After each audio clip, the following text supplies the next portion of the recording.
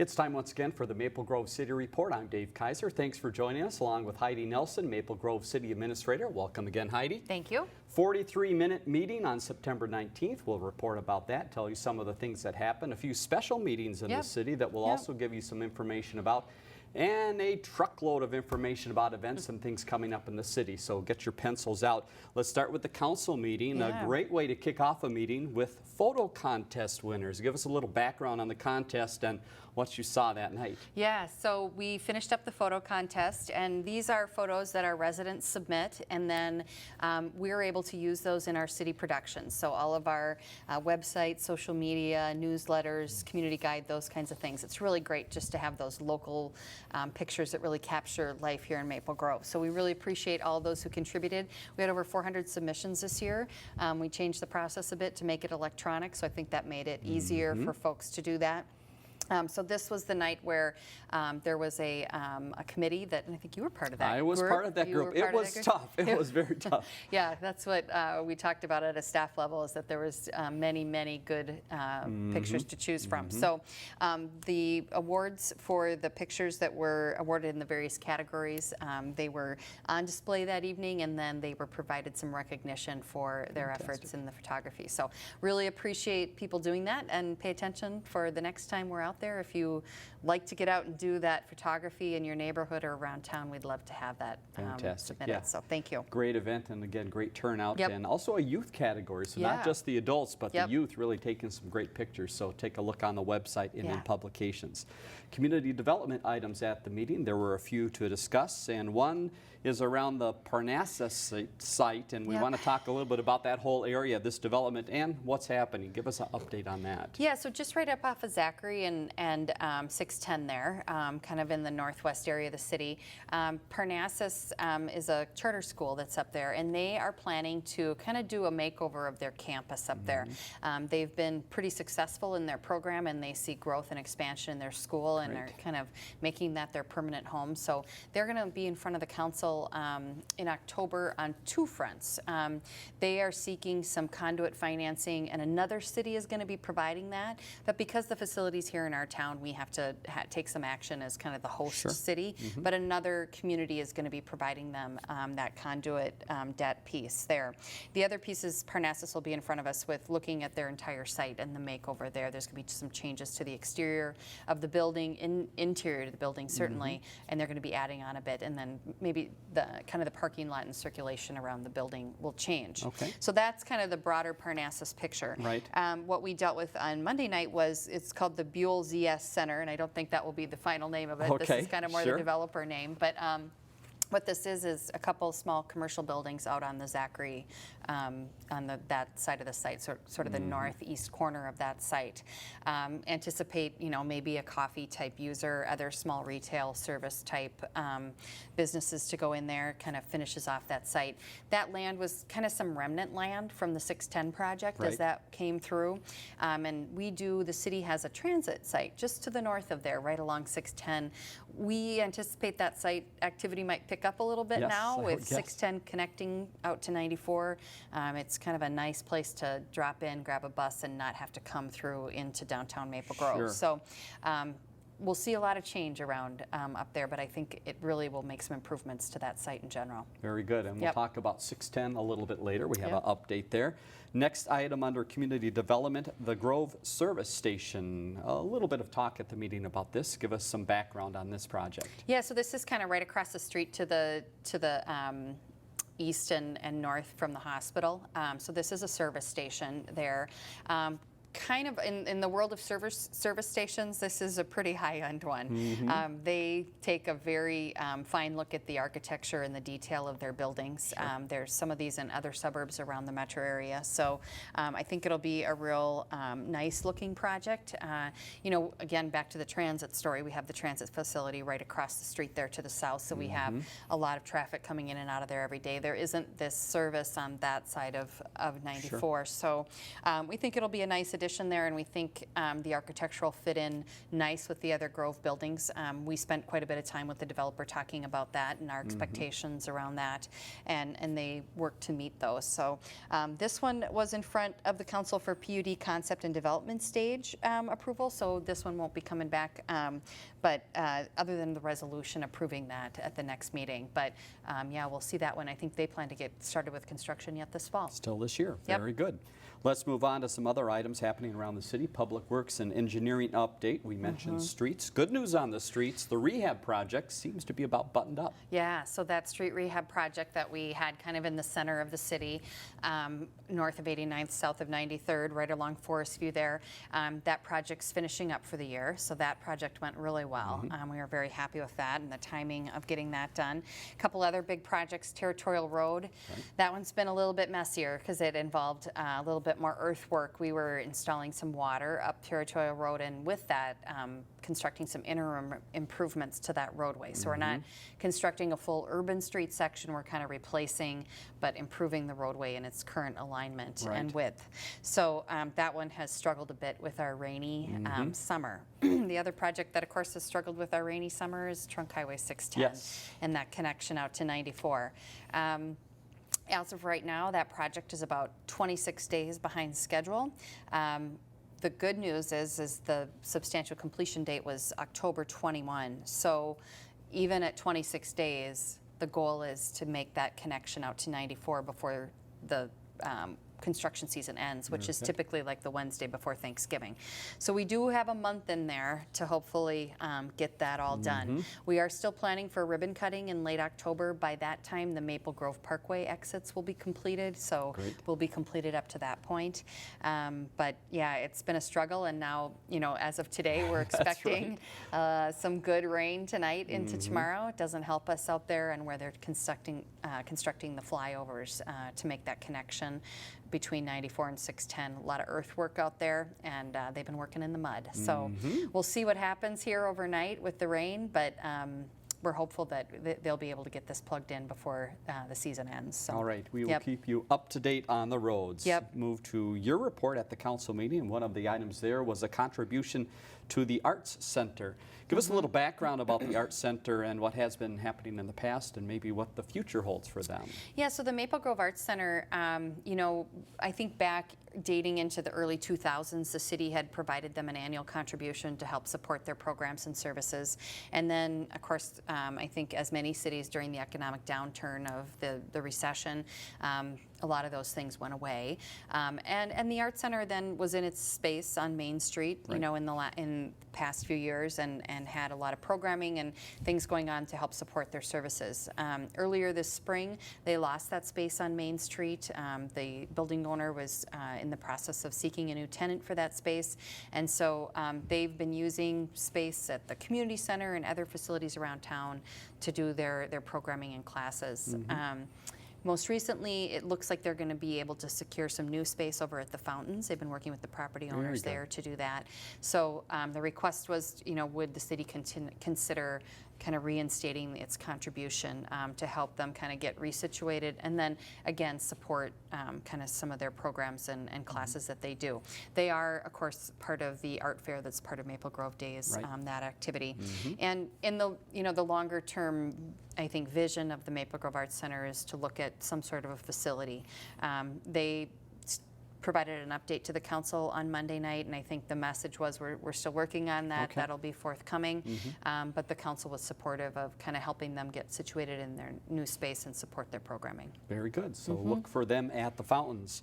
That was about it from the meeting on the 19th, but there were a few other special meetings, one that night, one before it, and a few other special meetings to talk about. So the first we want to touch on is September 15th. There was a special meeting. You're conducting some interviews. Give us an update there. Yeah, so one of the council's strategic goals for 2016 to 2018 was to look at our IS department and establish a leadership position for that. We've been without an IS director for about 6 years. So we conducted an internal normal recruitment process. We're in the final stages of that hiring process. Anticipate that to come forward in October. So those interviews were conducted with the City Council that evening of September 15th. All right. And on the 19th, there was a special meeting along with a regular meeting, and that is some of the most exciting topics of all for the city and for the council. It has to do with signage and peddlers. Tell us about signs and peddlers. Yeah, so a couple ordinance items, and you're right. I mean, this is, some of the most exciting work that we do is tweaking ordinances. But things always change in these areas. They do. Oftentimes, the industry changes. The folks that provide these types of services or products in the community, it changes over time, and we need to take a look at things. The signage ordinance, couple different factors there. There was some interest in opening the door a bit to some dynamic signage in town. So we're going to be looking at some language around that. And then also the illumination standard, so how bright signage can be. Right. We've had some feedback from a couple projects in town that, boy, these are real bright, especially, at night. And we want to make sure that we have the right measures in place to control some of that, the brightness of some of those signs. So we're going to be taking a look at kind of both those aspects of it. Anticipate that those ordinance changes would come back to the council at their regular meetings, probably over the winter months. Okay, very good. With regard to peddler solicitors, this is a perennial issue. It seems like in every city, come June, July, lots of peddler solicitors out there on the streets, and we have a process that they need to come in and get a permit. There are things that residents can do. You can post your home, no solicitors, and they need to abide by that. Sure. And if they don't, that's something that our police department can follow up on. And clearly, if you have peddler solicitors coming to your home and they aren't, they're being kind of pushy, or they're, wanting to come into your home, anything that makes you feel uncomfortable, you certainly can pick up the phone and give the police a call at 911, and we'll respond to those situations. We want to know when peddler solicitors are having those types of interactions in our community, because we can follow up on that, and then if they come back to the community, we can have that discussion with them, or sometimes it results in us denying a permit. So we want to make sure that if people are having issues with that, they're letting us know. So probably no changes to the ordinance on this one. We are going to look to probably adjust our fee schedule. We are a little bit behind the times on that one as compared to some of our neighbors. Right. So we want to make sure we're kind of in the market on that. So that'll probably just come part of the fee schedule as we look forward to 2017. So that was the two topics for Monday night for special meeting. Very good. Now let's move ahead. There's a couple other meetings coming up separate from the council meeting. One would be on October 3rd, the next council date, but a special meeting to talk about economic development. Tell us about the program update that'll be happening there. Yeah, so another one of the council's strategic goals was to create a more proactive economic development program, and so part of that was we hired a new position, an economic development manager, Carrie Furman. She's been interviewed here on this channel as well. So Carrie joined our team in July, and since that time we've been working on kind of fleshing out those strategic plan items and putting together a program around that. And so we're ready now to kind of roll that out to the council and talk with them about what that's going to look like. We're going to be updating our business subsidy policy within that, and then there's just some other kind of behind the scenes work that we need to review with the council about, how do we roll out this program and what kind of tools and programs do we offer to our business community. So good discussion to be had with the council, and we want to get their feedback before we start to roll some of these things out to the business community. Good. We'll give you an update after that first meeting in October, and then let's jump to November. Special meeting on the 7th. The budget. Finally, the last hurdle. Well, the second to the last hurdle. We're getting close. There. Yeah, so this is kind of, we had the workshop in the middle of August with the council, or special meeting, to talk about the budget, the preliminary budget, and the preliminary levy. So we set that levy now. It's about at 3%. 3% increase to the levy, and that gets certified to the county here before the end of September. Now we need to finalize that before December. We'll set the final levy and budget at the first meeting in December. So this special meeting is to make some decisions about some positions that were proposed in the 2017 budget and kind of make those final decisions about that. The preliminary levy, we can't go up from there, but we can go down from there. And so this is kind of the room that we're working in to decide what do we want that final levy number to be at and budget to look like. So back in front of the council on November 7th for that one. All right, so there is your council wrap up, what has happened and what is coming. Let's talk about some other things in town then. A lot happening in the city of Maple Grove, and the first of the community survey And you understand, very good news on the community survey, people are responding. We are. So we, our goal was to get about 450 responses to the mail survey. That kind of hits that statistically significant number that we were looking to hit. And we've received, we're real close to that number, and we're pretty sure we're going to get there. So that's great news. We've had good response to the online survey. But if you haven't had a chance to, as a resident or a business owner, get out there and respond to that online survey, we encourage you to do that. It's open through October 3rd. And as you respond to that, the online version, you get to select whether you're a business owner, a property owner, a resident, or a visitor. So, and we're going to kind of bucket those different sets of data and look at them and what people's experience is based on what they do here in Maple Grove. So information available on our website about how to link to that survey. All right, very easy, right on the homepage, so you can see that. Gravel bed tree planting. Maybe you haven't heard of it. I hadn't. Tell us a little bit about gravel bed tree planting. So this is a new program, and we received a grant from the DNR to install this gravel bed out at Public Works. And what it allows us to do is plant bare root trees, smaller bare root trees, grow them in this gravel bed for a while, and then we can go out and plant them in the community. I think based on a lot of research by the DNR, they find that bare root trees survive better. They grow faster in this gravel bed environment. And the best thing is it's a lot cheaper than buying the ball burlap trees. And we have better success with their survival. So bare root trees average cost about $15 to $30 a tree, where ball and burlap tree can sometimes fall into the $200 range. So it's a very economical way for us to kind of build our urban forest. Some of this is in response to the EAB situation, where we are either going to be losing trees eventually, or right now we're doing some kind of proactive replacement of trees where we have some ash trees that aren't thriving real well. So this provides us a great source of trees. We expect to plant about 450 trees in the city over the next couple of years. Fantastic. And they actually did a tree planting event on Saturday, September 7th, and 30 of those trees were planted along Weaver Lake Road from Main Street to Jonquil Lane. So we're getting out there and putting those trees out. So this is a great program. Already seen some of those benefits. Yep. Fire Prevention Week is coming up. The fire department would like you to remember October 9th through the 15th, and they have a few key messages this year. Tell us about some of those. Yeah, so don't wait, check the date, replace your smoke alarm every 10 years. That's the message. Replace the alarm, not just the battery, right? So we're going a step further here, that apparently those wear out. They do, and I think just with most things, the technology gets better. And so what they can detect in your home gets a little bit more fine-tuned, and so it's always good to get out there and replace those about every 10 years. The other piece that you know, we have responded in recent weeks to a number of house fires. Boy, one weekend, I think our folks, our fire department was out on, 5-6 house fires. And so I think what we're seeing is some of them are electrical based, electrical wiring issues or some piece of equipment in the house, but a lot of them are related to kitchen fires and unattended food. And so somebody puts something on the stove, something in the oven, and it gets left and forgotten, and pretty soon they've got a fire on their hands. So we've seen a number of house fires in that vein.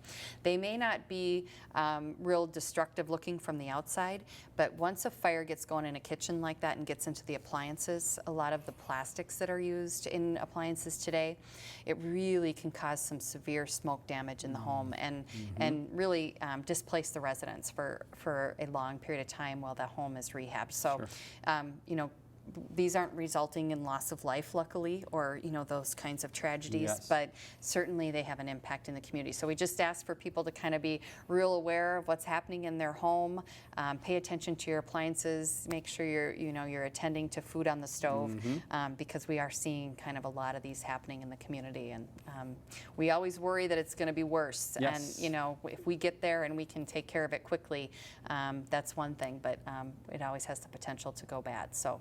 So again, that Prevention Week is the 9th through the 15th. I understand you'll probably be seeing some more messages about that, so keep your eyes open.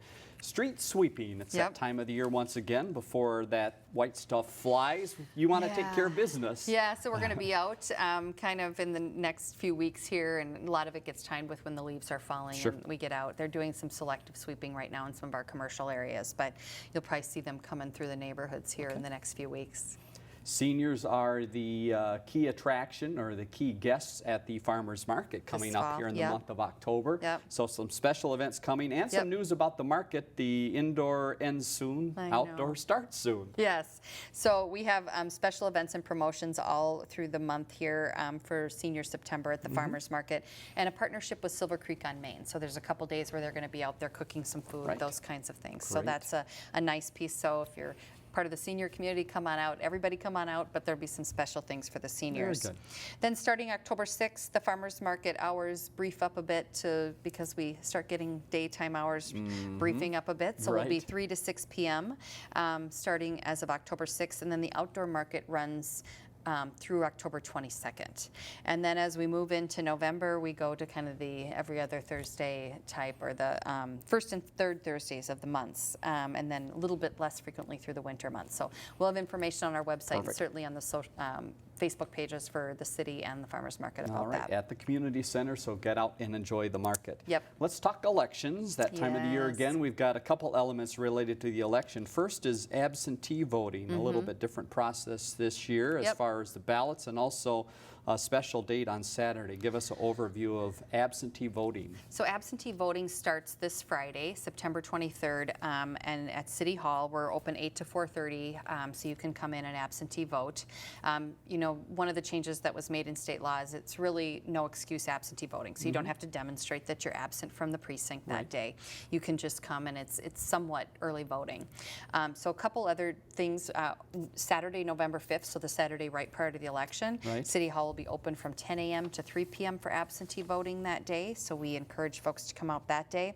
And then absentee voting runs through kind of the close of business on November 7th, so the day prior to the election. One change is the week prior to the election, you basically are entering your ballot right into the counter, the ballot counter. Previously, in the last big election, we had to do kind of this elaborate envelope process that really slowed down processing. And so hopefully this will make that process a little bit more streamlined and a little quicker too for those who come into absentee votes. So we do anticipate a high number of absentee voters. I think as we make it easier and more accessible, more folks will take advantage of it. So yeah, absentee voting starting Friday. All right, election item 2 happens to do with judges. There still is a need for judges and time to react. So how can people help out? Yeah, so we do need election judges for General Election Day, November 8th, Tuesday, November 8th. Applications are available on our city website. And so we just encourage people, if you can be available that day and if you're employed and your employer would allow you to do that, or you are retired and available, or a student, that's something you can get involved in, and we would really appreciate people coming forward to help us out. All right, makes that day go smoothly. It does. And if you want to find out more about the candidates, we have some ways to do that too. We've got some candidate forums coming up. Tell us about those candidate forums and how the 6 Maple Grove candidates are involved in one as well. Yeah, so several organizations in the community do candidate forums. It's the North Hennepin Area Chamber of Commerce, the League of Women Voters, and then one is being done by the North Metro Mayor's Organization as well. So on September 29th, the candidate forum for the school district candidates, ISD 279, Osseo area schools, that's at 6:30. All of these are taking place at the Maple Grove Community Center. They'll be shown live. At the government center, correct? I'm sorry, just to did check. I say community center? Yep, just in the council Government chambers. Center, in the council chambers. Very good, okay. Thank you for catching that. Yeah, and then they'll be shown live on Channel 12, I think is correct? They'll be on Channel 16 Live on the on city's 16. channel. So if you live in the city of Maple Grove, you can see it on 16. Okay, and played back on 12. And then replayed at a later time on 12, correct. We got it. So September 29th for the school district, October 13th, and this will include Hennepin County District 7 candidate for county commissioner, and then State Senate 34 and State Representative 34 A and B. So those are district representatives there. That's October 13th. Hennepin County first at 6:30, then the House and Senate seats at 7:45. October 20th is Maple Grove City Council, and that's at 6:30 p.m. 6 candidates up for the City Council. We have 2 seats open this year. 1 incumbent running. Judy Hansen's running. Eric Johnson is not running. So we have basically, the 2 seats up and 6 candidates vying for those. So October 20th is the date for that. And so again, those are available Channel 16 and then 12. Right, and then they'll be available on demand on the website Yep. as well. So if you miss one of the air times, you can certainly click in and see that on the website. Yep. Police community meeting, that happened on September 15th. Give us a little recap of that. Has to do with some break-ins to homes and some tips may be available about garage doors and garage door openers and a few other things. Tell us about that meeting. Yeah, so we have a couple neighborhoods who've been hit pretty hard with burglaries this summer season. And what we're seeing is oftentimes either garage doors are left open overnight. You know, I know this happens at my own house Sure. too. You know, my daughter will come home later in the evening from an event or soccer practice, and if she doesn't get that garage door closed, and you know, that can be, so I know with kids coming and going, maybe college students home, I think that happens during the summer months. People are coming and going a little bit later. So we really encourage people to check those garage doors. Make sure they're closed at night. Make sure your service doors to your garage are locked. The other piece that's been happening is if you have vehicles parked in your driveway and they have garage door openers in them, vehicles not locked, it's easy access to the house. So what we're seeing is a lot of entry through the garage and then, you know, taking things that are kind of immediately accessible. A lot of people come in the front door, lay down their purse, lay down their computer bag, or, you know, set their keys, set their wallet, that kind of a thing. We have a lot of things sitting right inside that entry door to the house, and so it makes it kind of an easy target. So it's not only what the homeowner can do on the prevention side to try to make sure their home is secure in their vehicles. We've also been doing extra patrols in these areas. Okay. And this is an area where we have been deploying, we have a new program, the ALPR, or the Automatic License Plate Reader. So we can deploy some of that type of work in the community where we're out tracking some license plates, and this has resulted in us, you know, identifying some commonalities of folks, and they've actually made some arrests in these burglaries. And it's not only happening here in Maple Grove, but it's happening in other suburbs around the metro. So we work collaboratively with other departments to kind of put that investigative data together. So, you know, we want just people to be really aware and keep their homes secure, but know that we're doing some extra patrols and extra work out there too on that issue. Very good. Thank you for that update. Yep. Final note is Central Park. Hopefully you've had a chance to enjoy the park this year, and one of the amenities that's very popular is the splash pad, but soon water's turned off? Yeah. Tell us about that. Through October 1st, weather depending, I suppose, if we start getting into more freezing temperatures and, you know, snow. I don't think that'll happen before October 1st. Let's hope not. That's only a week away. That's not going to happen. No, but weather dependent. And, you know, I've been out there for meeting with folks and on cool days, and the kids are still running through the fountain. So, yeah, Can't they don't stop care. them. Yeah. So we will kind of monitor that through October 1st, and then as soon as we start seeing some cooler temperatures, you know, we start thinking about the ice skating loop again. So fun anticipation for that good part of it. Right, and so that's that season's right around the corner here. I think last year they got it open like right before the Thanksgiving holiday.